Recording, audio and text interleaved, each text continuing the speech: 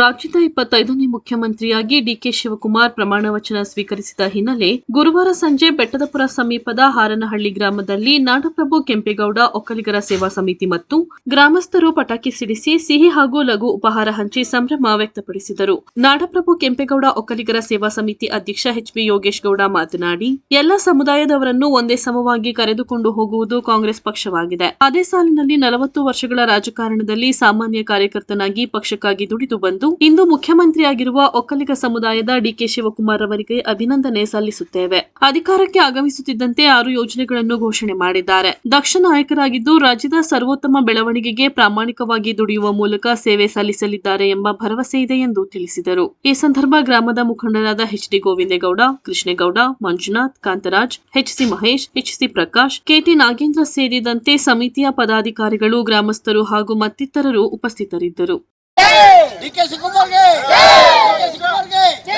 ಒಕ್ಕಲಿಗರ ಯುವಕ ಸಂಘ ಡಿಕೆ ಶಿವಕುಮಾರ್ಗೆ ಒಕ್ಕಲಿಗರ ಸಂಘ ಯುವಕ ಡಿಕೆ ಶಿವಕುಮಾರ್ಗೆ ನೂತನ ಮುಖ್ಯಮಂತ್ರಿ ಡಿಕೆ ಶಿವಕುಮಾರ್ಗೆ ನೂತನ ಮುಖ್ಯಮಂತ್ರಿ ಒಕ್ಕಲಿಗರ ಸಂಘ ಡಿಕೆ ಶಿವಕುಮಾರ್ಗೆ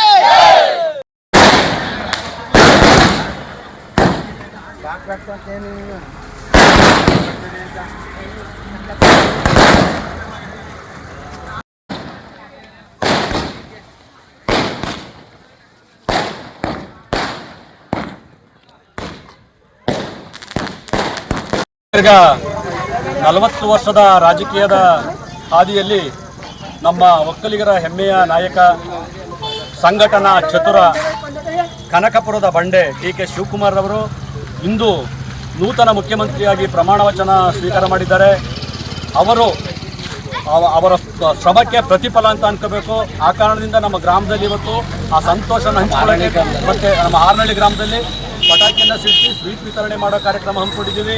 ಅವ್ರಿಗೆ ನಮ್ಮ ಗ್ರಾಮ ದೇವತೆ ದೊಡ್ಡಂತಾಯಿ ಒಳ್ಳೆ ಅಧಿಕಾರ ಅವಕಾಶವನ್ನು ಕೊಟ್ಟು ಒಳ್ಳೆ ಅಧಿಕಾರ ಮಾಡುವಂಥ ಈ ಕರ್ನಾಟಕ ಜನತೆನ ಒಂದು ನ್ಯಾಯವಾದ ರೀತಿಯಲ್ಲಿ ರಾಜಕಾರಣ ಮಾಡ್ಕೊಂಡು ಬಂದಂಥ ಡಿಕೆ ಶಿವಕುಮಾರ್ ಅವರು ಒಳ್ಳೆ ರೀತಿಯಲ್ಲಿ ಅವ್ರಿಗೆ ಆರೋಗ್ಯ ಕೊಟ್ಟು, ಐಶ್ವರ್ಯ ಕೊಟ್ಟು ಅಧಿಕಾರ ಮಾಡೋ ಒಂದು ಇದನ್ನು ಕೊಡಲಿ ಅಂತ ನಮ್ಮ ಗ್ರಾಮ ದೇವತೆ ದೊಡ್ಡಂತಾಯಲ್ಲಿ ಬೇಡ್ಕೊಳ್ತಾ ಅವರಿಗೆ ಶುಭವನ್ನು ಉಂಟು ಮಾಡಲಿ ಅಂತ ನಮ್ಮ ಹಾರನಹಳ್ಳಿ ಗ್ರಾಮಸ್ಥರು ಮತ್ತು ಕೆಂಪೇಗೌಡ ಸಂಘದ ಎಲ್ಲ ಸರ್ವ ಪದಾಧಿಕಾರಿಗಳು, ಸರ್ವ ಸದಸ್ಯರು ಕೂಡ ಹಾರೈಸ್ತೇವೆ. Thank you.